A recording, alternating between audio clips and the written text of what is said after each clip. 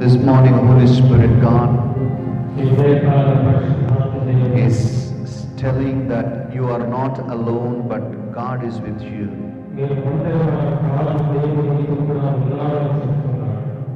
You don't have to fight your battles alone, but He will fight on your behalf.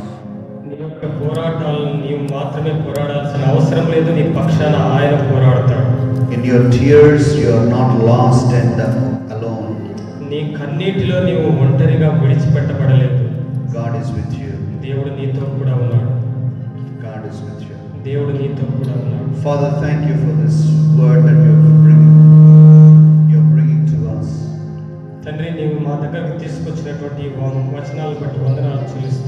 This morning, even as we surrender our lives,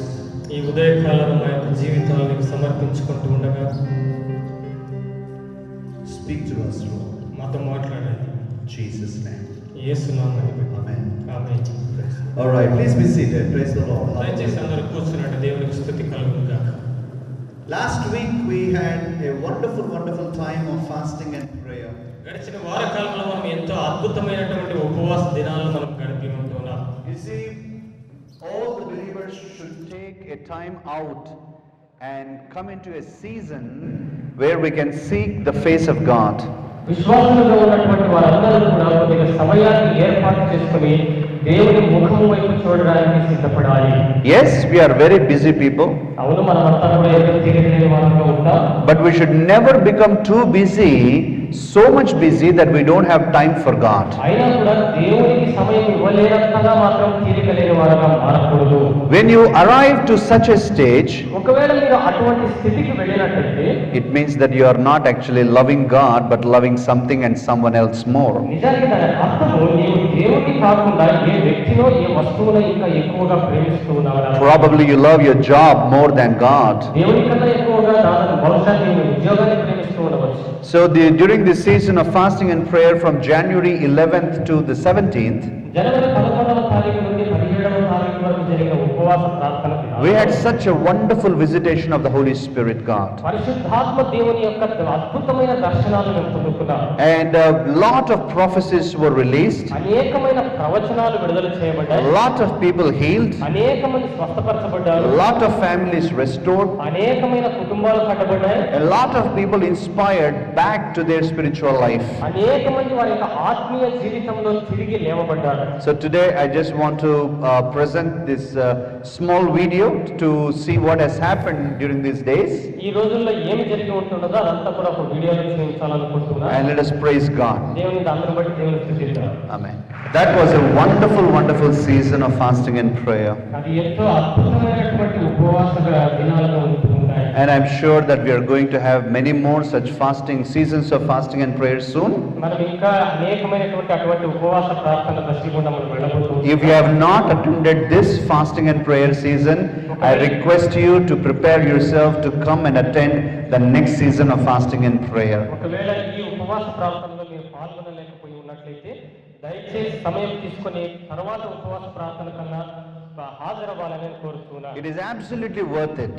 అది ఎంతో విలువైనది. Our lives are touched by the power and love of God. దేవుని యొక్క శక్తి ద్వారాను ప్రేమ ద్వారాను మన జీవితాలు తాకబడతాయి. We have seen people shedding their tears and saying, this is what I need.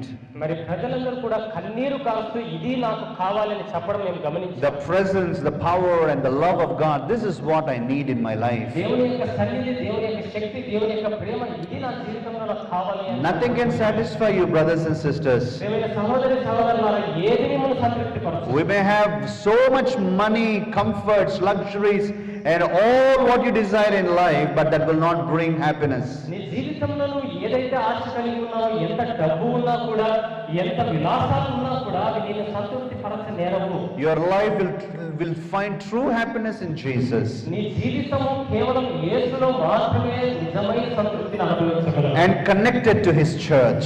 మరి ఆయన యొక్క సంఘానికి అనుసంధానించబడినప్పుడే అనుభవించగలదు. So today I want to talk to us about our relationship with the church. మరి ఈ రోజు నేను మాట్లాడబోతున్నటువంటి ధ్యానాంశము సంఘంతో మన యొక్క సంబంధము. Our relationship with the church. సంఘంతో మన యొక్క సంబంధము. You see, church should become an integral part of our life. మన జీవితంలో సంఘం అనేది ఒక అనుసంధానం మరి ఒక భాగమైపోవాలి. We should constantly be in relationship with one church. ఒక సంఘంతో మనం ఎప్పుడూ కూడా నిర్విరామంగా సంబంధం కలిగి ఉండాలి. You see, just ask for yourself, maybe some of your friends or some of you actually, you have studied more than 3 to 4 schools during your school days. మీతో మీరు ప్రశ్నించుకోండి, లేకపోతే మీ స్నేహితులైనా ఊహించుకోండి.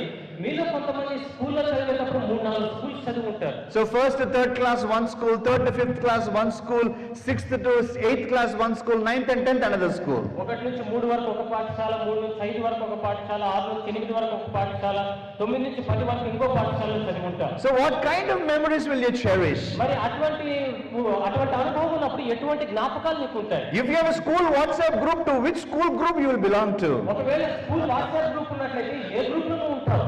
How many close friends you will develop during these small periods of time? మరి నువ్వు అంత తక్కువ సమయాలు స్కూల్లో గడిపినప్పుడు నీకు ఎంతమంది అత్యంత సన్నిహితులైన స్నేహితులు ఉంటారు? Very difficult, isn't it?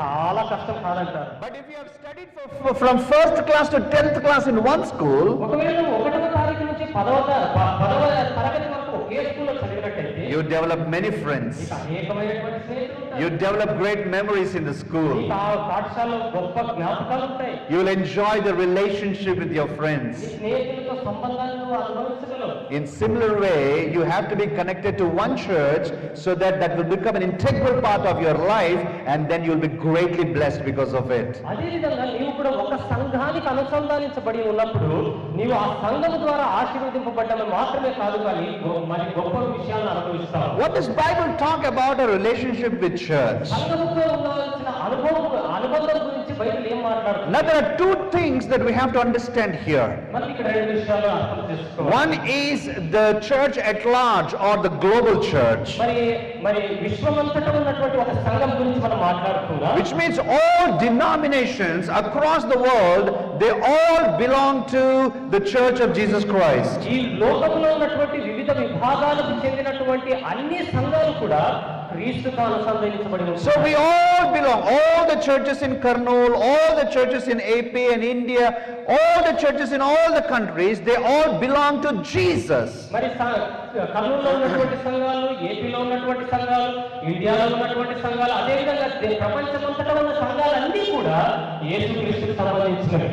Yes, we belong to the global church. అవును, మనమందరం కూడా భౌగోళికమైన సంఘానికి సంబంధించిన వాళ్ళమే. But God also talks to us about the local church. అయినా కూడా దేవుడు మరి లోకంలో ఉన్నటువంటి సంఘం గురించి కూడా So మాట్లాడుతున్నాడు. each one of us should be belonging to one local church. మనమందరం కూడా ఒక స్థానిక సంఘానికి సంబంధించిన వారంగా ఉండాలి. That's what we are talking about when I took an example of the school.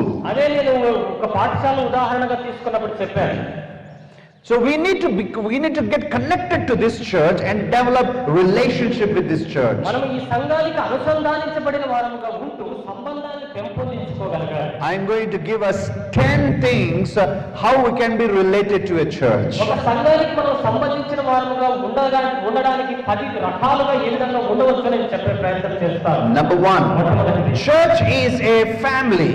సంఘం అనేది ఒక కుటుంబము. It's a family. అది ఒక కుటుంబం. You see, have you observed that we call in our Rhema Global Church, we call a Rhema family. మీరు గుర్తించారా, గమనించారా? రేమా సంఘంలో ఉన్నటువంటి దానందరినీ కూడా మనము రేమా కుటుంబం అని అంటుంటాం. Yes, it's a family. అవును, అది కుటుంబమే. And we all belong to Rhema Church. మనమందరం కూడా రేమా సంఘానికి సంబంధించిన వారు. Because church is not something that you go to, సంఘం అంటే మనం ఏదో అక్కడికి వెళ్ళే ప్రదేశం కాదు, కానీ but church is something that you belong to. నీవు అక్కడికి సంబంధించిన వ్యక్తివి. So you should be able to say, yes, I'm a part of the Rhema family. కాబట్టి నేను రేమా కుటుంబానికి సంబంధించిన వ్యక్తిని అని చెప్పగలగాలి. But if you are coming in and going out, then how can you feel a part of this family? ఒకవేళ నువ్వు ఇక్కడికి వస్తూ బయటికి వెళ్ళిపోతూ ఉన్నట్లయితే నీవు ఏ విధంగా ఈ కుటుంబ సభ్యునిగా భావించగలవు? So all the people, they come together as the church. మరి సంఘముగా దగ్గరకు వస్తున్నటువంటి ప్రజలందరూ కూడా, Church is not just a physical building. మరి సంఘం అంటే ఏదో ఒక మరి భౌతికమైన నిర్మాణం కాదు, కానీ You know, when we give papers to people and say, draw the church, they usually draw, something like a heart and then a cross over that and say that this is the church. మన ప్రజలకు పేపర్లు ఇచ్చేసి దీనికి రీతిలో ఒక మందిరాన్ని గీయమని కానీ వారు ఒక చిన్న గుడి చేసి పైన క్రాస్ పెట్టి ఇదే సంఘం అని చెప్తారు. That's what people have in their minds. ప్రజలు అటువంటి ఆలోచన విధానం వారు కలిగి ఉన్నారు. But please understand, church is a group of believers washed in the blood of Jesus. ఆయన మీరు దయచేసి గుర్తుంచుకోండి, సంఘం అనగా యేసుక్రీస్తు రక్తములో కడగబడిన విశ్వాసుల గుంపై ఉంటున్నది. It's a family. అది ఒక కుటుంబం. I want us to read one verse, Ephesians chapter 3 verses 15 to 19. ఎఫెసీయులకు రాసిన పత్రిక 3వ అధ్యాయం 18 నుంచి 19 వచనాల వరకు ఈ విధంగా రాయబడి ఉంది. So those who can read in Telugu, you can read from the screen, but otherwise we will read from the Bible so everybody can listen. చదవదగిన వారు స్క్రీన్ మీద చదవండి, మిగిలిన వారిని మీతో చదువుతూ ఉంటురా. మీరు అంతరంగమందు పురుషుని యందు ఆసక్తి శక్తి కలిగి ఆయన ఆత్మ వల్ల బలపరచబడినట్లుగాను, క్రీస్తు మీ హృదయములలో విశ్వాసము ద్వారా నివసించినట్లుగాను తన మహిమైశ్వర్యం చొప్పున మీకు దయచేయవలననియు, మీరు దేవుని సంపూర్ణత యందు పరిపూర్ణులగునట్లుగా ప్రేమ యందు వేరుపారి స్థిరపడి సమస్త పరిశుద్ధులతో కూడా దాని వెడల్పు పొడుగు లోతు ఎత్తు ఎంతో గ్రహించుకున్నటకును, జ్ఞానములకు మించిన క్రీస్తు ప్రేమను తెలుసుకున్నటకును తగిన శక్తి గల వారు కావాలని ప్రార్థిస్తున్నాను. So Paul is saying that all the believers, when you get related to these believers, you will know the high depth, width of the love of God. పౌలు ఇక్కడ మాట్లాడుతూ ఏమని చెప్తూ ఉంటున్నాడంటే, విశ్వాసులుగా ఉన్నటువంటి వారందరూ కూడా మీరు ఎప్పుడైతే సహవాసం కలిగి ఉంటారో అప్పుడు మీరు క్రీస్తు ప్రేమ యొక్క వెడల్పు పొడుగు లోతు ఎత్తును తెలుసుకోగలరు. And that's why God uses in the Bible the metaphor of family a lot of times. అందుకే దేవుడు బైబిల్లో సంఘం గురించి మాట్లాడుతున్నప్పుడు కుటుంబాన్ని ఒక పోలికగా తీసుకొని ఉంటున్నాడు. He is the Father in heaven. ఆయన పరలోకమందున్న తండ్రి అయి ఉన్నాడు. Jesus Christ, the Son of God. యేసుక్రీస్తు దేవుని కుమారుడై ఉన్నాడు. You see, he is using the example of a family so that we can understand. ఆయన ఒక కుటుంబాన్ని ఉదాహరణగా తీసుకొని మనం అర్థం చేసుకోవాలని కోరుతున్నాడు. You should become a part of the family so that you can enjoy the love in the family. కుటుంబంలో ఉన్న ప్రేమను అర్థం చేసుకోవడం నిమిత్తమైన ఆ కుటుంబంలో భాగం అవ్వాలి. So many people, you see, when we look at them and outside in the world, they don't care their families. మనం లోకంలో అనేక మందిని చూసినప్పుడు వారి కుటుంబాలను బట్టి జాగ్రత్త వహించరు. They don't have time for their families. కుటుంబం దగ్గర స్పెండ్ చేయడం కోసం సమయం ఉండదు. They don't understand the wife. They don't understand the children. వారు భార్యను అర్థం చేసుకోరు, పిల్లలను అర్థం చేసుకోరు. So they are so disconnectedly connected to the family. వారు నిజానికి ఎంతో అనుసంధానం కానటువంటి వారుగా అనుసంధానించబడి ఉంటున్నారు. They cannot truly enjoy the spirit of the family. వారు నిజానికి ఆ కుటుంబానికి సంబంధించిన ఆత్మను అనుభవించలేకపోతున్నారు. When this issue is brought up, ఎప్పుడైతే ఈ విషయం బయటకు వస్తుందో they say, I'm earning for the family. నేను కుటుంబం నిమిత్తమై సంపాదిస్తున్నానని చెప్తారు. I'm working hard. Love and time. అయినా కూడా వారికి కావాల్సినదంతా కూడా ప్రేమ, వారితో గడిపే సమయం మాత్రమే. Because family is a relationship, it's not about money or something else. కుటుంబం అంటే అది సంబంధము కానీ అది డబ్బో ఇంకొకటో కాదు. And that's why in our church we try to orchestrate, we try to plan lot of programs to come together to develop the relationship, because this is a family. అందుకే మన సంఘంలో మనం ఏం చేస్తూ ఉంటాము అంటే, మనం ఎప్పుడు కూడా కొన్ని కార్యక్రమాలను ఏర్పరచడం ద్వారా అందరినీ అనుసంధానించి ఇది ఒక కుటుంబము అని తెలియపరిచే ప్రయత్నం చేస్తాం. As family we love one another. కుటుంబంగా మేము ఒకరినొకరు ప్రేమిస్తాం. We encourage one another. ఒకరినొకరు ప్రోత్సహిస్తాం. We forgive one another. ఒకరినొకరు క్షమిస్తాం. We understand one another. ఒకరినొకరు అర్థం We చేసుకుంటాం. guide one another. ఒకరినొకరు మరి గైడ్ చేస్తాం. We honor one another. ఒకరినొకరు గొప్ప చేస్తాం. After everything else in the world, మరి లోకంలో ఉన్న ఏదైనా సరే there is family. అది ఏది లేకపోయినా కుటుంబం ఉంటుంది. So when you are connected to church and become a part of the family, ఎప్పుడైతే నువ్వు సంఘంతో అనుసంధానించబడి కుటుంబంలో భాగమైతావో, whenever you have a prayer request or whenever you are in little trouble, ఎప్పుడైతే నువ్వు సమస్యలోనూ లేకపోతే ప్రార్థన అవసరతలో ఉంటావో, instead of remembering friends outside in the world, ఈ లోకంలో ఉన్న స్నేహితులను గుర్తు చేసుకోవడానికి బదులుగా you will remember my family, my spiritual family, Rhema family. They will pray for me, so I should just get connected. I should post them something. I will talk to the pastors. I'll talk to some of my spiritual friends, because you are connected now to the family. వెంటనే నువ్వు ఏమనుకుంటావు అంటే, నా యొక్క ఆత్మీయ కుటుంబము, నా యొక్క ఆత్మీయ తల్లిదండ్రులు ఉంటూ ఉన్నారు, నా యొక్క ప్రార్థన విన్నపాన్ని వారి దగ్గర ఉంచినట్లయితే వారు ప్రార్థన చేస్తారు, నేను వారితో అనుసంధానించబడాలని నువ్వు అనుకుంటావు. The second one God talks about the church. సంఘం గురించి దేవుడు మాట్లాడే రెండవ విషయం, Church is a fellowship. Church అనేది ఒక సహవాసమై ఉంటున్నది. Church is a family.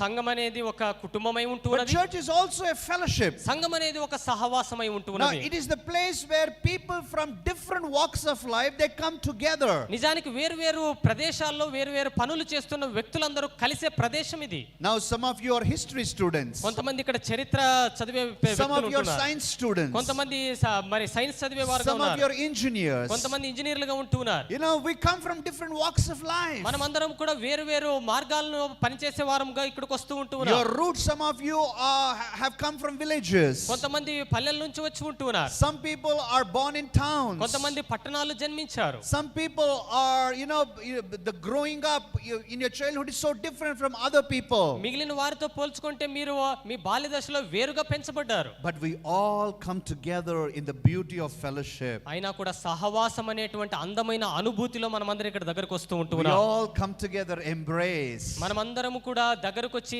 దేవుని యొక్క కృపల దగ్గరకు వస్తూ You see, I ఉంటున్నాం. don't come to Sudhir and say, నేను సుధీర్ దగ్గరకు వచ్చి ఈ విధంగా చెప్పను. hey Sudhir, you are a lecturer and you are not as in the same background as I'm in. మరి నేను ఎటువంటి పరిస్థితుల్లో ఉంటున్నాను, నువ్వు లెక్చరర్ గా ఉన్నావు, అటువంటి పరిస్థితుల్లో లేవు. My background and your background is different. నేను ఉండేటువంటి పరిస్థితులు వేరు, నువ్వు ఉండే పరిస్థితులు వేరు. So I cannot get connected to you. కాబట్టి నేను నీతో అనుసంధానించబడలేను. No, that's not what we do here. మనం ఆ విధంగా చేయం ఇక్కడ. Wow, Sudhir, I'm a doctor, pastor, you are a lecturer. What a joy it is to come together. మరి సుధీర్, నేను డాక్టర్ గా ఉంటున్నాను, పాస్టర్ గా ఉంటున్నాను, నువ్వు లెక్చరర్ గా ఉంటున్నావు, నీతో కలవడం నాకు ఎంత ఆనందం అని That's చెప్తాం. the beauty of the church. అది మరి సంఘముకు ఉన్నటువంటి అద్భుతమైన అనుభూతి. Is the place where people from different walks of life, they come together to express the love of God. వేరు పరిస్థితుల నుండి వచ్చినటువంటి ప్రజలందరూ కూడా ఈ ప్రదేశంలో కలిసి దేవుని యొక్క ప్రేమను వ్యక్తపరిచే ప్రదేశం ఇది అయి ఉంటున్నది. Let's read the word of God from the book of Acts of Apostles chapter 2. అపోస్తలుల కార్యములు 2వ అధ్యాయానికి మనం వెళ్ళినట్టయితే 42 to 45. 42 నుండి 43 వచనాల వరకు 45 వచనాల వరకు ఈ విధంగా రాయబడి ఉంటున్నది. వీరు అపోస్తుల బోధయందును సహవాసమందును రొట్టె విరుచుట యందును ప్రార్థన చేయుట యందును ఎడతెగక ఉండిరి. You see, they were steadfast in these things. వారు ఈ విషయాల్లో ఎడతెగక ఉన్నారు. They came together to listen, to fellowship, to break the bread and to pray, and they continue to do so. వారు బోధన వినియందును సహవాసమందును రొట్టె విరుచుట యందును ప్రార్థన చేయుట యందును ఎడతెగక వచ్చి ఉంటున్నారు. Verse 44. 44 వచనంలో ఈ విధంగా రాయబడి ఉంటుంది. విశ్వసించిన వారందరూ ఏకముగా కూడి తమకు కలిగినదంతయు సమిష్టిగా ఉంచుకొనిరి. What we do in church is to help the needy people. మనం సంఘములో చేసేది ఏంటి అంటే అవసరతలో ఉన్న వారికి సహాయం చేయడం. Dear people of God, here we have so many orphan children. దైవ ప్రజలారా, మనకు అనేకమైన అనాథ బాలలు ఇక్కడ ఉంటున్నారు. So many widows we help. మనము అనేకమైన విధవరాండ్రకు సహాయం So చేస్తాం. many old people who don't have anyone to care for, we help them. జాగ్రత్త వహించేవారు లేనటువంటి అనేకమైన వృద్ధులకు మనం సహాయం చేస్తాం. How is it possible? అది ఏ విధంగా సాధ్యపడుతుంది? Because of the offerings that you give, we are able to help everybody else. మీరు ఇచ్చేటువంటి కానుకలను బట్టి మేము మిగిలిన వారికి సహాయం చేయగలుగుతున్నాం. I am so joyful to tell about our dear son Anil from Angel's Home. Angel's Home లో ఉన్నటువంటి మన యొక్క బిడ్డ అయినటువంటి అనిల్ గురించి చెప్పడానికి నేను ఎంతో ఆనందిస్తున్నా. He doesn't have his father, he lost his mother. ఆయనకు తండ్రి లేడు, తల్లి లేదు. He doesn't have his grandparents. ఆయనకు మరి అవ్వ తాతలు కూడా లేరు. He is the elder of the family, has 2 sisters. ఆయన కుటుంబ పెద్ద కుమారుడుగా ఉంటున్నాడు. ఆయనకి 2 చెల్లెలు ఉంటున్నారు. He came to us at probably the age of 8 or 9 years. 8-9 సంవత్సరాల వయసులో మన దగ్గరకు వచ్చాడు. We encouraged him to study English medium school. ఆ బిడ్డను ఇంగ్లీష్ మీడియం స్కూల్లో చదవడానికి ప్రోత్సహించాం. He was in the Telugu medium school. ఆయన తెలుగు మీడియం స్కూల్లో ఉన్నాడు. So we changed him from Telugu medium school to English medium Telugu school. Medium school నుంచి English medium స్కూల్కి పంపించాం. Initially it was very, very difficult. ప్రారంభ దశలో ఎంతో ఇబ్బందికి గురి అయ్యాడు. Later on he topped his class. He stood on the top 5 in the English medium school. తరువాత ఆయన యొక్క చదువుల్లో మరి మొదటి 5 మందిలో ఒకటిగా ఉన్నాడు. By the grace of God, we gave him good education in Narayana College. మరి దేవుని యొక్క కృపను బట్టి నారాయణ కాలేజీలో మంచి చదువుని చెప్పించగలిగాం. He also put hard work. ఆయన కూడా కష్టపడి పనిచేశాడు. By the grace of God, today he has joined in government seat in Pullaredi Engineering College. దేవుని యొక్క కృపను బట్టి పుల్లారెడ్డి ఇంజనీరింగ్ కాలేజీలో గవర్నమెంట్ సీట్లో ఆయన చేరాడు. Now we took care of every expenditure, right from the powder they put, the oils they wear, to the dresses, to the fees and everything. వారు నిజానికి వారు పూసుకునే పౌడర్ నుంచి, పూసుకునే ఆయిల్ నుంచి, వారు వేసుకునే బట్టలు ప్రతి దానికి కూడా మనమే వేలం చెల్లిస్తాం. How is it possible? అది ఏ విధంగా సాధ్యం? Because of all of us. మనందరిని బట్టి. This is fellowship. ఇదే సహవాసమై The ఉంటున్నది. power of fellowship. ఇదే సహవాసం యొక్క శక్తి ఉంటున్నది. By the grace of God, we have joined one more girl, Supriya, in nursing college a couple of days back. మరి దేవుని యొక్క కృపను బట్టి సుప్రియ అనేటువంటి ఒక సహోదరిని మనం నర్సింగ్ కాలేజీలో చేర్పించగలిగాం. She is going to be a nurse now. ఆమె ఇప్పుడు ఒక నర్స్ గా Her మారబోతుంది. life is settled now. ఆమె యొక్క జీవితం ఇప్పుడు స్థిరపరచబడింది. Now, how was it possible? అది ఏ విధంగా సాధ్యపడింది? Because of the power of fellowship. సహవాసం అనుకుంటే శక్తిని బట్టి అది సాధ్యపడింది. And so when you come together, ఎప్పుడైతే మనము దగ్గరకు వస్తాం అందరూ కలిసి, you be together. మనం కలిసి ఉంటాం. You see, when we come together, we don't say, I stay separate, you stay separate. మనం ఎప్పుడైతే కలిసి దగ్గరకు వస్తామో నువ్వు దూరంగా ఉండు, నేను దూరంగా ఉండు అని చెప్పము. No, we all come together to express and listen. మనం అందరం కూడా దగ్గరకు వచ్చినప్పుడు మనల్ని మనము బయలుపరుచుకుంటాం, వారి నుంచి వింటాం కూడా. So we participate in their sad moments and also happy moments. వారి యొక్క ఆనందములోను దుఃఖములోను మనం పాలు పంచుకుంటాం. We help the poor people. మనం పేదవారికి సహాయం చేస్తాం. And when help is offered, we should be humble enough to take the help also. మనం ఎప్పుడైతే సహాయం చేస్తూ ఉన్నామో సహాయం పొందుకోవడానికి కూడా వినయం కలిగి ఉండాలి. In the church, you become a blessing to other people. ఈ సంఘములో ఉంటూ ఉండగా మిగిలిన వారికి నువ్వు ఆశీర్వాద కారణంగా మార్చబడతావు. You bring a smile to other people. మిగిలిన వారి నోటి మీద నువ్వు చిరునవ్వును తీసుకువస్తావు. When you spend time in the church, సంఘంలో నువ్వు సమయం గడుపుతూ ఉంటూ you ఉండగా are bringing a change in their life. వారి జీవితంలో నువ్వు మార్పుకు కారణమవుతావు. And that is why church is a beautiful place of fellowship. అందుకే సంఘం అనేది ఎంతో అద్భుతమైన సహవాసం కలిగిన ప్రదేశంగా ఉంటూ ఉన్నది. Don't miss out on this beautiful fellowship, dear brother, ఈ sister. అద్భుతమైన సహవాసపు అనుభవాన్ని కోల్పోవద్దు ప్రియమైన సహోదరి సహోదరుడా. It's not only a family, ఇది కేవలం కుటుంబం మాత్రమే కాదు, it's also a beautiful fellowship. ఇది అద్భుతమైన సహవాసము పొందే ప్రదేశంగా ఉంటూ ఉన్నది. Number 3, మూడవ విషయం, church is a body. సంఘం అనేది ఒక శరీరంగా ఉంటూ ఉన్నది. Yes, church is a body. సంఘం అనేది శరీరంగా ఉంటూ ఉన్నది. We all make the church. మనం అందరము కలిస్తేనే సంఘముగా మారతాం. Church is not a building. మరి సంఘం అనేది ఏదో ఒక భవంతి కాదు. Christ is the head of the church. సంఘానికి క్రీస్తు శిరస్సుగా ఉంటూ ఉన్నాడు. And we are the body of Christ. మనము క్రీస్తు యొక్క శరీరమై ఉంటూ ఉన్నాం. I want us to go to 1 Corinthians chapter 12. మొదటి కొరింథీయులకు రాసిన పత్రిక 12వ అధ్యాయానికి మనం వెళ్ళినట్లయితే We will read verse 12 first. 12వ వచనంలో ఈ విధంగా రాయబడి ఉంటూ ఉన్నది. ఏలాగు శరీరము ఏకమై ఉన్నను అనేకమైన అవయవములు కలిగి ఉన్నదో, ఏలాగు శరీరం యొక్క అవయవములన్నీ అనేకములై ఉన్నను ఒక్క శరీరమై ఉన్నవే, అలాగే క్రీస్తు ఉన్నాడు. Let's read verse 27 also. 27వ వచనంలో ఈ విధంగా రాయబడి ఉంటున్నది. అటువలే మీరు క్రీస్తు యొక్క శరీరమై ఉండి వేరువేరుగా అవయవములై ఉన్నారు. Ephesians chapter 4 verse 16. ఎఫెసీయులకు రాసిన పత్రిక 4వ అధ్యాయం 16వ వచనంలో ఈ విధంగా రాయబడి ఉంటున్నది. ఆయన శిరస్సై ఉన్నాడు, ఆయన నుండి సర్వ శరీరము చక్కగా అమర్చబడి తనలోనున్న ప్రతి అవయవము తన తన పరిమాణము చొప్పున పనిచేయుచుండగా ప్రతి కీలు వలన కలిగిన బలము చేత అతుకుబడి ప్రేమయందు తనకు క్షేమాభివృద్ధి కలుగునట్లు శరీరమునకు అభివృద్ధి కలుగజేసుకొనుచున్నది. Christ is the head of the church. క్రీస్తు సంఘానికి శిరస్సై ఉన్నాడు. We are the body of Christ. మనం క్రీస్తు శరీరమై ఉంటున్నా. What a beautiful way, beautiful thing to learn about the body.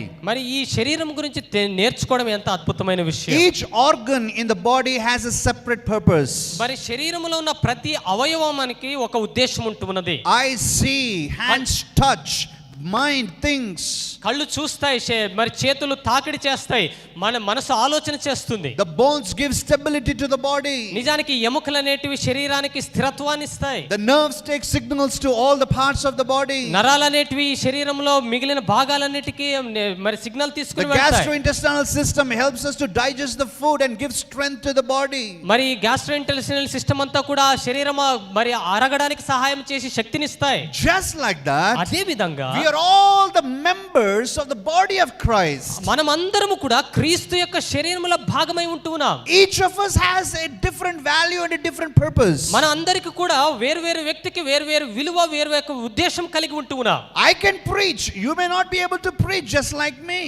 నేను ప్రసంగం చేస్తాను, మీరు నా వలే ప్రసంగం చేయలేకపోవచ్చు. Anil can sing, some of us cannot sing just like Anil. Anil అనే మరి పాటలు పాడగలడు, మీరు అనిల్ వలే పాటలు పాడలేకపోవచ్చు. Brother Nagendra can play keyboard keyboard in such a good way, even though he cannot see physically. So many people we cannot play keyboard just like he does. మరి సహోదరుడు నాగేంద్ర ఎంత అద్భుతంగా కీబోర్డ్ ను ప్లే చేయగలడు కానీ మనం మాత్రం అలా చేయలేకపోవచ్చు. Our brother Ashok, he operates the camera so very well.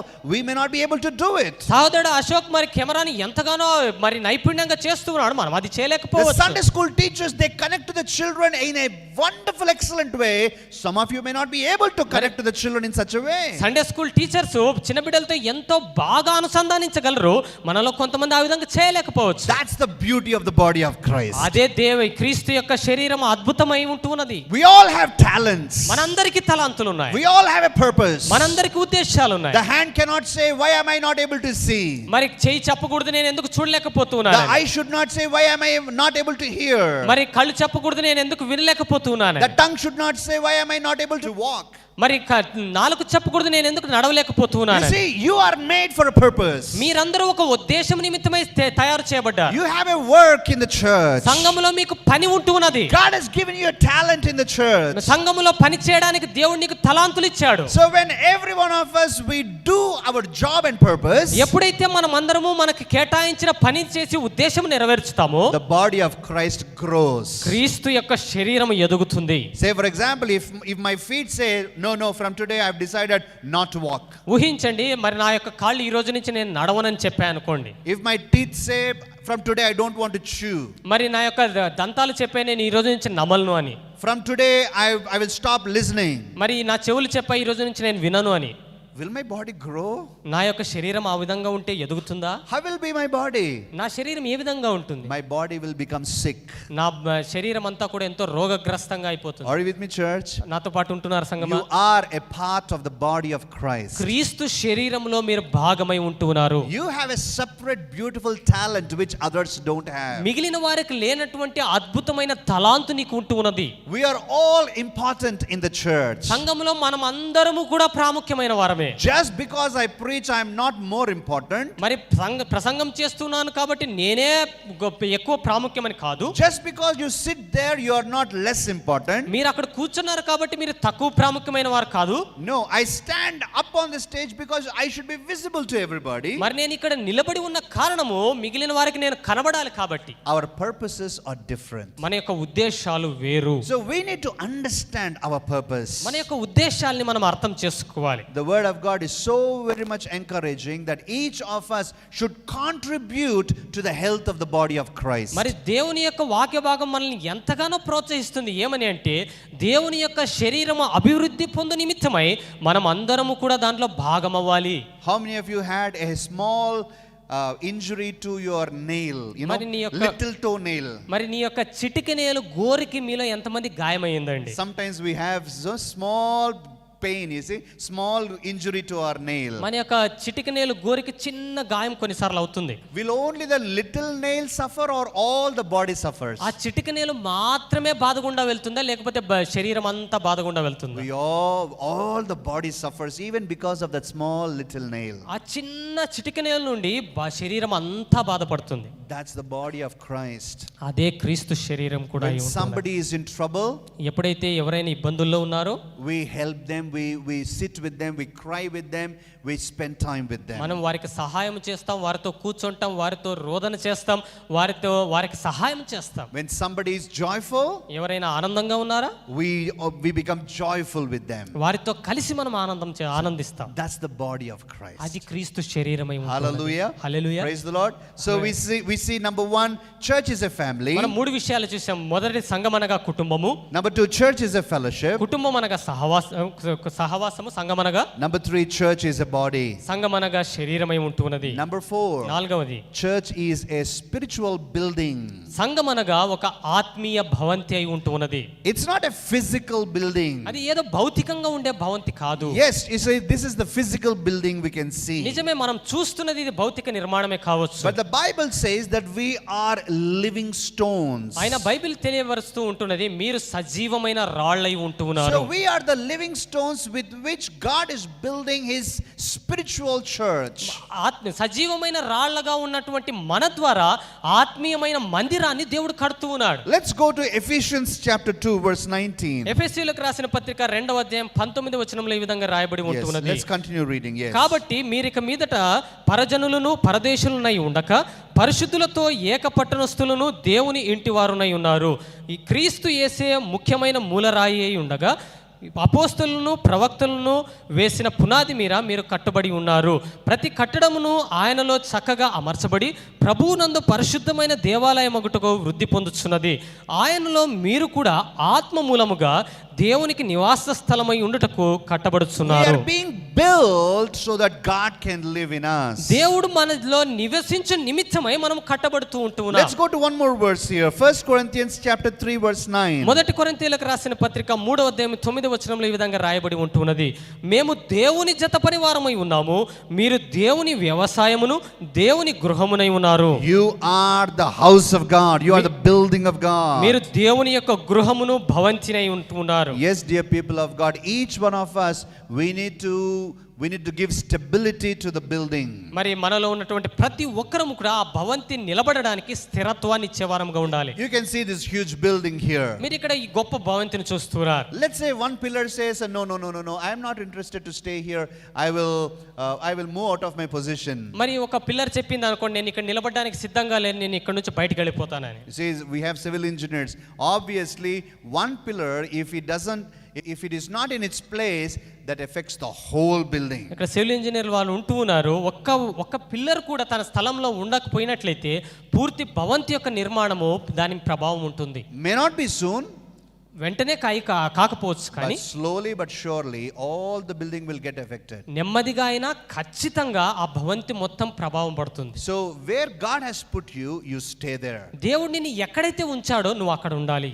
Some stones are deep inside the foundation. కొన్ని రాళ్ళు పునాది లోపల ఉంటూ ఉన్నాయి, We cannot see them. మనం వాటిని చూడలేం. But some of the stones, they are up on the stage. కొన్ని రాళ్ళు మాత్రం పైగా ఉంటున్నాయి. You see, both are very important, isn't it? రెండు కూడా ప్రాముఖ్యమైనవే కాదంటారా? In fact, the stones and the materials in the foundation are more important than the stones which are visible. నిజానికి పునాదిలో ఉన్నటువంటి ఆ వస్తువులు, ఆ పదార్థాలే ఎక్కువ ప్రాముఖ్యము వీటికంటే. God is making all of us spiritual stones and building a spiritual building. దేవుడు మనల్నందరినీ తన ఆత్మీయ నిర్మాణం చేపట్టడం నిమిత్తమై ఆత్మీయ రాళ్లగా మనల్ని మారుస్తున్నాడు. Now, even as you listen to all these ఈ things, విషయాలన్నీ మీరు వింటూ ఉండగా you should keep on asking yourself, am I contributing towards this spiritual building, to the family, to the fellowship, and to the body of Christ? మీతో మీరు ప్రశ్నించుకోవాల్సిన ప్రశ్న ఏంటి అంటే, మరి నేను ఈ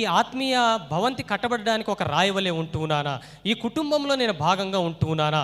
ఈ సహవాసంలో నేను భాగంగా ఉంటూ ఉన్నానా? ఆయన శరీరంలో నేను అవయముగా ఉంటూ ఉన్నానా లేదా అని ప్రశ్నించుకోవాలి. The fifth one, God talks about the church. సంఘం గురించి దేవుడు మాట్లాడే 5వ మాట, Church is a school. మరి సంఘం అనేది ఒక పాఠశాల. School is a place where we learn. పాఠశాలలో మనం నేర్చుకునే ప్రదేశమై ఉంటున్నది. School is a place where we become aware of the things which we are not aware of. పాఠశాల అనేటువంటి ప్రదేశంలో మనకు తెలియని విషయాలను తెలుసుకునే ప్రయత్నం చేస్తాం. Here Jesus and the Holy Spirit teaches us. యేసుక్రీస్తు పరిశుద్ధాత్మ దేవుడు మనకు నేర్పిస్తాడు. Of course, he uses people to teach us. నిజానికి ఆయన మరి వ్యక్తులను వాడుకొని మనకు నేర్పిస్తాడు. But it is God himself who is teaching all these things. అయినా కూడా నిజానికి నేర్పిస్తున్నది మాత్రం దేవుడే. How much are we learning what God is talking to us? దేవుడు మనకు ఈ నేర్పిస్తున్న విషయాల్ని మనం ఎంతమంది నేర్చుకుంటున్నాం? Today morning I was ministering to the people in States through this conference call. మరి కాన్ఫరెన్స్ కాల్ ద్వారా స్టేట్స్ లో ఉన్నటువంటి వారితో నేను ఈ రోజు ఉదయం పంచుకుంటున్నాను. I was sharing about different things. అంటే వేరు విషయాల గురించి నేను పంచుకుంటూ I told them like this. నేను వారితో ఈ విధంగా చెప్పాను. You see, in a class, when teacher talks about a lesson, మరి ఒక తరగతి గదిలో టీచర్ గారు ఒక పాఠం గురించి చెప్పినప్పుడు he uses the same textbook and tells the same points to all the people, all the students together. అక్కడ ఉన్నటువంటి విద్యార్థులు అందరికీ కూడా అదే బుక్ వాడి అదే పాయింట్స్ ని చెప్తుంది. If the teacher uses the same textbook and tells the same things to all the students, then why are all the students not getting same marks? ఒకవేళ టీచరు అదే పుస్తకాన్ని వాడి అదే విషయాన్ని అందరి విద్యార్థులకు బయలుపరుస్తూ ఉన్నాడు, నేర్పిస్తూ ఉన్నట్లయితే ఎందుకు విద్యార్థులందరికీ అవే మార్కులు రావటం లేదు? The problem is in learning, isn't it? అక్కడ ఉన్నటువంటి సమస్య అంతా వారు నేర్చుకోవడంలో ఉంటున్నది. You know how the class is like. తరగతి గది ఏ విధంగా ఉంటుందో మీకు తెలుసు. If you are sleepy, you go to last bench. మీకు నిద్ర వస్తున్నట్లయితే వెళ్ళి వెనక కూర్చుంటాం. And you sit in a place where teacher cannot see you. మరి టీచర్ చూడలేనటువంటి ప్రదేశానికి వెళ్ళి కూర్చుంటాం. Somebody was saying the final day, the 5th day of the test match, last 4th test match, they were sitting in the class and watching the test match also. కొంతమంది చెప్తూ ఉన్నారు, మొన్న ముగిసినటువంటి test match లో చివరి test match ని వారు తరగతి గది చివరి బెంచ్ లో కూర్చొని చూశారంట. So poor teacher, he keeps on telling the lesson. నిజానికి అక్కడ ఉన్నటువంటి టీచర్ మాత్రం తన పని తాను పాఠం చెప్పుకుంటుంది. And see, the students are in Brisbane or Gaba, yes. నిజానికి అక్కడ ఉన్నటువంటి బిడ్డలందరూ కూడా గాబా టెస్ట్ ని చూస్తూ ఉంటున్నారు. And that's why the different marks. అందుకే అక్కడ మార్కుల్లో తేడా వస్తూ ఉంటున్నది. One Bible, ఒకే బైబిలే, we are all learning the same thing, మనమందరం కూడా ఒకే విషయాన్ని నేర్చుకుంటున్నా, but outcome is different బయటికి మనము ప్రదర్శిస్తున్నది మాత్రం వేరు. because we are learning differently. ఎందుకంటే మనం వేరుగా నేర్చుకుంటున్నాం. And I want all of us to become good students of the Bible. మనమందరము కూడా బైబిల్ నేర్చుకునే మంచి విద్యార్థుల వలె మారాలి అని నా కోరిక. God is not teaching us something only relevant to this world. ఈ లోకానికి సరిపడేది మాత్రమే దేవుడు మనకు నేర్పించడం లేదు. కానీ ఎఫెసీయులకు రాసిన పత్రిక 4వ అధ్యాయము 11 నుంచి 14 వచనాల్లో రాయబడుతూ, మనమందరమును విశ్వాస విషయంలోను దేవుని కుమారుని గూర్చిన జ్ఞాన విషయంలోను ఏకత్వము పొంది సంపూర్ణ పురుషుల మగు వరకు, అనగా క్రీస్తునకు కలిగిన సంపూర్ణతకు సమానమైన సంపూర్ణత కలవారమగున వరకును ఆయన ఈలాగు నియమించెను. So God is teaching his spiritual lessons so that we can become perfect people. మనము శ్రేష్టమైనటువంటి వ్యక్తులుగా మారడం నిమిత్తమై ఆయన మనకు ఆత్మీయ విషయాలు నేర్పిస్తూ ఉంటున్నాడు. Nobody is perfect here. ఇక్కడ ఎవరు కూడా శ్రేష్టమైన వారు కాదు. No, neither the people who are teaching or listeners, none of us, we all have our weaknesses. బోధించేవారు కానివ్వండి, వినేవారు కానివ్వండి, ఎవరు శ్రేష్ఠులుగా లేరు, కానీ అందరికీ వారి వారి బలహీనతలు ఉంటూ ఉన్నాయి. We don't preach because we have achieved everything and have overcome everything. మేము అన్ని అధిగమించామనో అన్నిటినీ సాధించేసామనో మేము బోధించడం లేదు. No, we are on the way of achieving. We are overcoming one after another. We are becoming perfect one day after another. This is what is our life. మేమందరము కూడా ఒకదాన్ని వెంబడి ఒకటి జయిస్తూ, ఒకదాన్ని వెంబడి ఒకటి అధిగమిస్తూ పర్ఫెక్షన్ వైపుకు వెళ్తూ ఉంటున్నాం కాబట్టి బోధిస్తూ ఉంటున్నా. Church is a school where we learn things. సంఘమనగా ఒక పాఠశాల అయి ఉండి మనం అక్కడ విషయాలు నేర్చుకుంటున్నాం. But church is also a school where we unlearn things. నిజానికి ఈ పాఠశాల అనేటువంటి సంఘములో మనం కొన్ని విషయాలను వదిలిపెట్టాలి కూడా. You see, we learn things, we unlearn things. మనం కొన్ని విషయాలను నేర్చుకుంటాం, కొన్నింటిని వదిలిపెడతాం. We take some things inside, we leave some things from inside. మనము కొన్ని విషయాలను లోపలికి తీసుకుంటాం, లోపలి నుండి బయటకు కొన్ని విషయాలను వదిలేస్తాం. We learn patience. మనము ఓపికను నేర్చుకుంటాం. We learn to love other people. మిగిలిన వారిని ప్రేమించడం నేర్చుకుంటాం. We learn how to pray.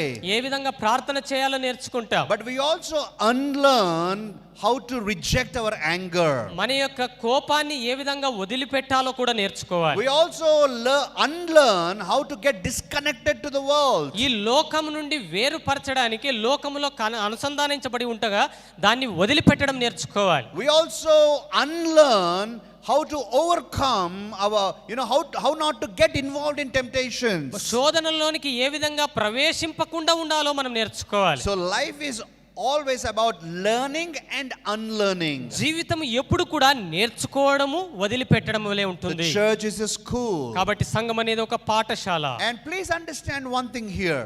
మరి ఇక్కడ ఒక విషయం అర్థం చేసుకోండి. If a student goes only one time in a week to school, normal school, ఒకవేళ ఒక పాఠశాలకు సంబంధించిన విద్యార్థి పాఠశాలకు వారంలో ఒక రోజు వెళ్ళాడు అనుకోండి, or 7 to 8 days in 1 month, ఒక నెలలో 7 నుంచి 8 రోజులు వెళ్ళాడు అనుకోండి, or 2 to 3 months in the whole academic year, మరి ఆ అకాడమిక్ ఇయర్ లో 2 నుంచి 3 నెలలు మాత్రమే వెళ్ళాడు అనుకోండి, will he learn more or will he have learned less? ఆ విద్యార్థి ఎక్కువగా నేర్చుకుంటాడా, తక్కువగా నేర్చుకుంటాడా? Obviously he will fall back compared to other students. మిగిలిన విద్యార్థులతో పోల్చుకుంటే ఆ వ్యక్తి ఆ విద్యార్థి వెనకబడిన వాడుగా ఉంటాడు. When we say church is a school, మనం ఎప్పుడైతే సంఘాన్ని ఒక పాఠశాల అంటూ ఉన్నామో, every day we come, every Sunday, whenever we have opportunity, we come to the school.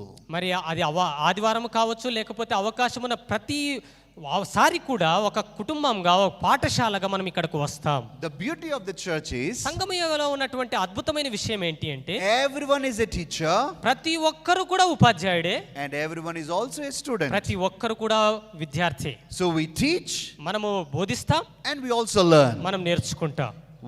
We teach by our lifestyle. మన యొక్క దైనందిక జీవితం ద్వారా మనం వారికి బోధిస్తాం. When you love somebody, when you show the love of Christ, you are teaching them. మనం ఎప్పుడైతే వారిని ఒకరిని ప్రేమించావో, క్రీస్తు ప్రేమను వారికి బోధిస్తూ ఉన్నప్పుడు, When you are giving them a godly guidance, you are teaching them. మరి దైవికమైనటువంటి నడిపింపు వారికి నువ్వు ఇస్తూ ఉంటూ ఉండగా, And at the same time, you are learning from some other people as well. మిగిలిన వారి నుంచి కూడా నువ్వు నేర్చుకుంటూ ఉంటావు. So today we have to understand, even as church is a school, we have to keep on learning things. కాబట్టి సంఘాన్ని మనం ఒక పాఠశాలగా చూస్తూ ఉంటూ ఉండగా మనం విషయాలు నేర్చుకుంటూ ఉండాలి. Church is a place where we learn how to get victory into our life. మన జీవితంలో విజయం ఏ విధంగా పొందగలమో నేర్చుకోదగిన పాఠశాల సంఘమై ఉంటున్నది. The sixth thing today, I will close by telling this. మనం ఈ 6వ విషయాన్ని చెప్పి ముగించే ప్రయత్నం చేద్దాం. The church is a flock. నిజానికి సంఘం అనేది ఒక మంద అయి ఉంటున్నది. The Bible compares all of us to the sheep.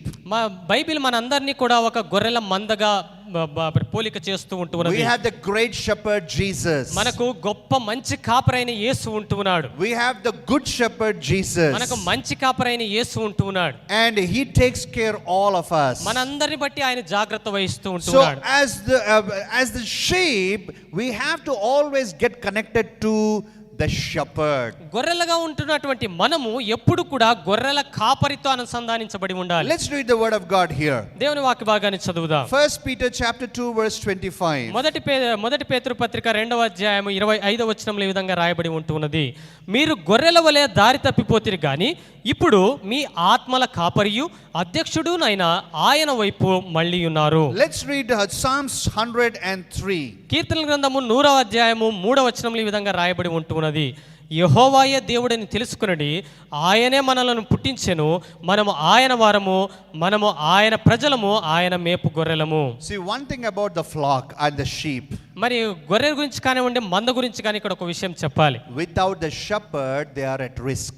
గొర్రెల కాపరి లేనట్టయితే అవి ప్రమాదంలో ఉన్నట్టే. We need to have a shepherd. మనకు గొర్రెల కాపరి ఉండాలి. When we don't have a shepherd, మనకు కాపరి లేనట్టయితే the enemy will attack us. శత్రువు మన మీద దాడి చేస్తాడు. You know, the shepherd always is conscious about the sheep. మరి ఈ గొర్రెల కాపరి ఎప్పుడు కూడా తన మంద పట్ల జాగ్రత్త వహిస్తాడు. And the shepherd's responsibility is to take care of the sheep's, not only the food but also the protection from the enemies. నిజానికి కాపరి యొక్క బాధ్యత కేవలం ఆ మందకు ఆహారాన్ని ఇవ్వడం మాత్రమే కాదు, కానీ సాతాను నుండి, శత్రువు నుంచి వచ్చే ఆ దాడి నుంచి కూడా కాపాడడమై ఉంటున్నది. Yes, Jesus is the great and good shepherd. అవును, యేసుక్రీస్తు వారు మంచి కాపరిగా ఉంటున్నాడు. But Jesus also has given responsibility to people to be the shepherds over the local church. యేసుక్రీస్తు వారు కొంతమంది వ్యక్తులకు స్థానిక సంఘాలలో కాపరిగా ఉండే బాధ్యతనిచ్చి ఉంటున్నాడు. So we need to be the people, to come under the shepherds. కాబట్టి మనం అందరం కూడా ఆ కాపరుల కిందకు వచ్చే మందవలే మనం ఉండాలి. Because the shepherd gives food to the sheep to become strong in life. ఎందుకంటే ఆ మంద బలపరచబడడానికి, జీవితంలో బలపరచబడడానికి ఆయన ఆహారాన్ని ఇస్తాడు. When we go in our own ways, మనం ఎప్పుడైతే మన సొంత మార్గాల్లో మనం వెళ్ళిపోతామో we become very exposed to the enemies. మనం సాతానులకు మనల్ని మనం బయలుపరుచుకునే వారం అయిపోతాం. I have never seen sheep changing the shepherds. నేను ఎప్పుడు కూడా కాపరిని మార్చుకునే గొర్రెలు నేను ఎప్పుడు చూడలేదు. But unfortunately this is happening these days. అయినా కూడా మరి చింతించే విషయం ఏంటంటే ఈ రోజుల్లో జరుగుతూ ఉంటున్నది. Don't change the shepherds.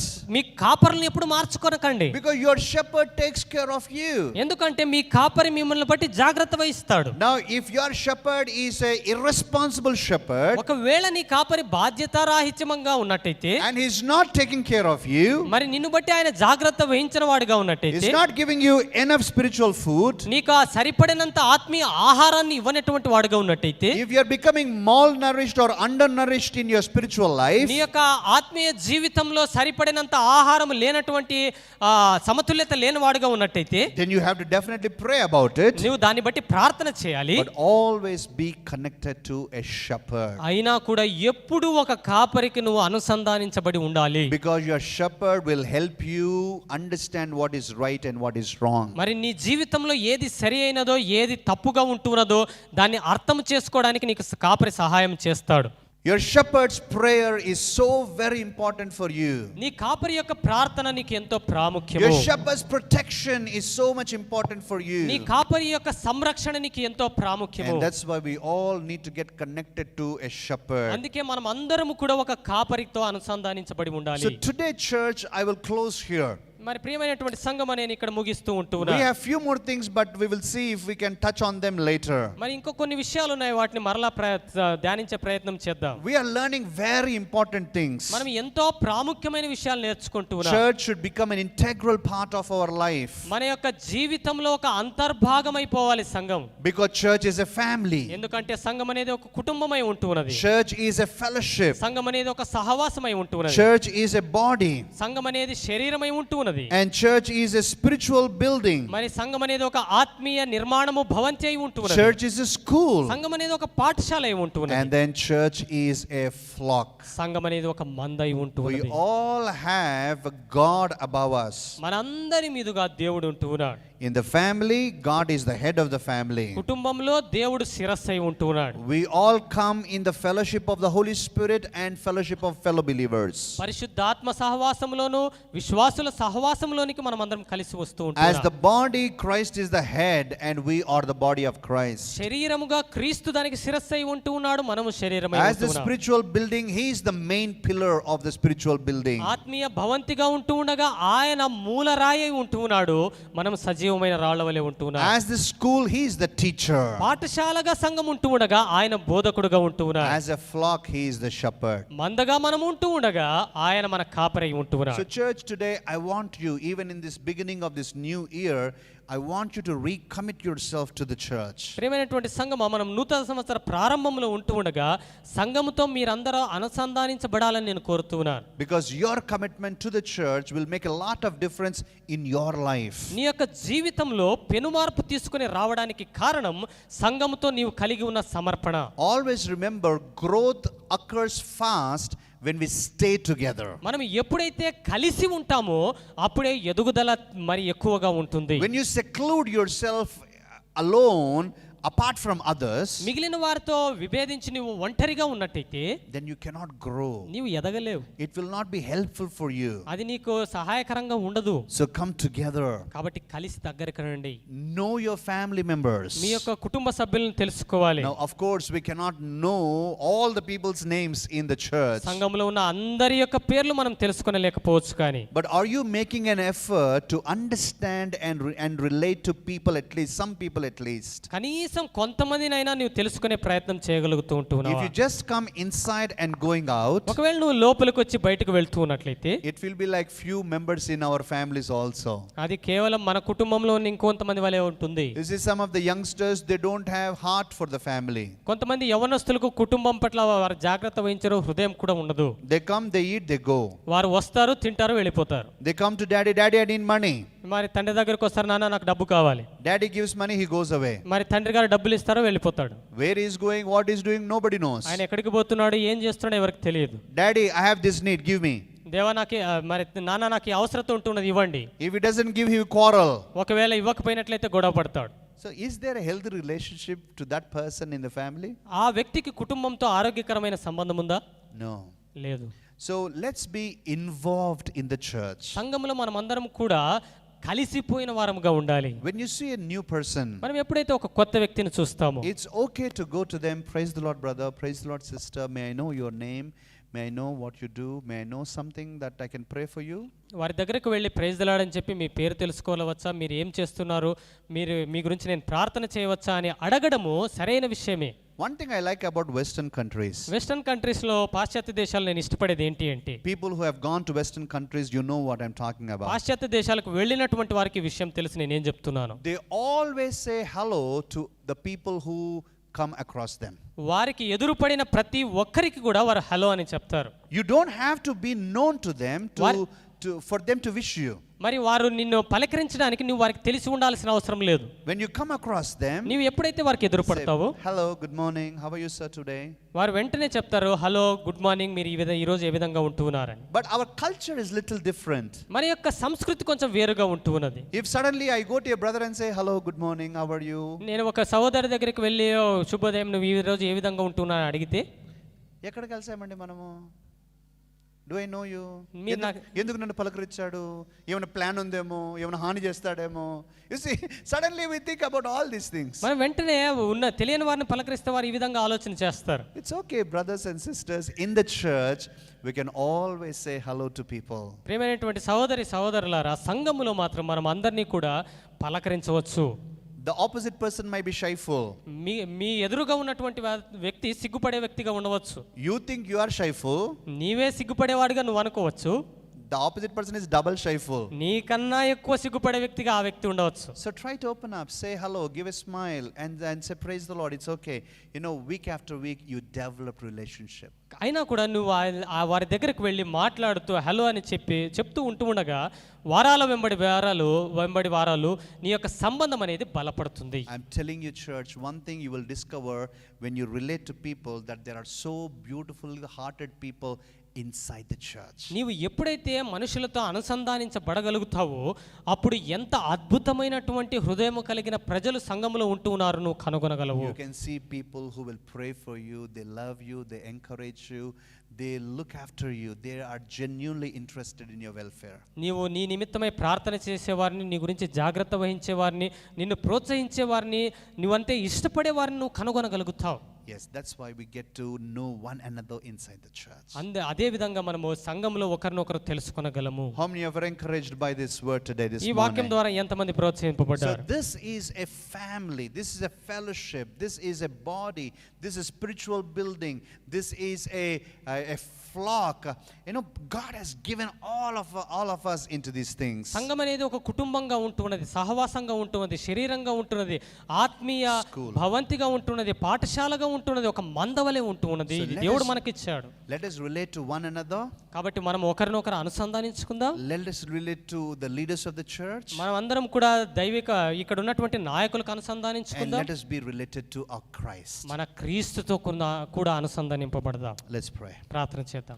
Thank you, Father, for this wonderful word that you are bringing to us. నీవు మాకు ఇచ్చినటువంటి అద్భుతమైనటువంటి వాక్కును బట్టి నీకు వందనాలు చెల్లిస్తున్నాం దేవా. We humble ourselves and say thank you, Lord, for putting us in the Rhema family. మమ్మల్ని మేము తగ్గించుకుంటూ దేవా మమ్మల్ని రేమా సంఘములో ఉంచినందుకే వందనాలని చెప్తూ ఉంటున్నాం. But help us, Lord, to be connected to the church. సంఘానికి అనుసంధానించబడి ఉండడానికి మాకు సహాయం చేయండి. Help us not stay disconnected. దేవా మరి వేరుపరచబడి ఉండకుండా ఉండడానికి సహాయం చేయండి. We come, we go, we don't know anybody. Lord, that's not what you are thinking about us. మేము వచ్చి వెళ్ళిపోయి ఎవరి గురించి తెలుసుకొనకుండా ఉండకూడదు అనేది నీ ఆశయం ఉంటున్నందుకు వందనాలు. Father, we pray that you break the barriers of shyfulness. తండ్రి సిగ్గు అనేటువంటి ఆ ప్రతిబంధకాల్ని పడగొట్టమని మనం చేస్తున్నాం. I pray that you give all of us open hearts. మా అందరికీ కూడా తెరవబడిన హృదయాలను దయచేయండి. Hearts to understand, అర్థం చేసుకునే హృదయాలు, encourage, ప్రోత్సహించండి, forgive, క్షమించే హృదయం, love, ప్రేమించే హృదయం, guide, మరి నడిపించే and హృదయం, pray for one another. ఒకరి కొరకు ఒకరు ప్రార్థన చేసే హృదయాన్ని దయచేయండి. Help us, Lord, to grow together. కలిసి ఎదగడానికి సహాయం చేయండి. In Jesus' precious name. యేసు ప్రశస్త నామాన్ని బట్టి ప్రార్థన చేస్తాం. Amen. Amen. Amen. Amen. Praise the Lord. Hallelujah.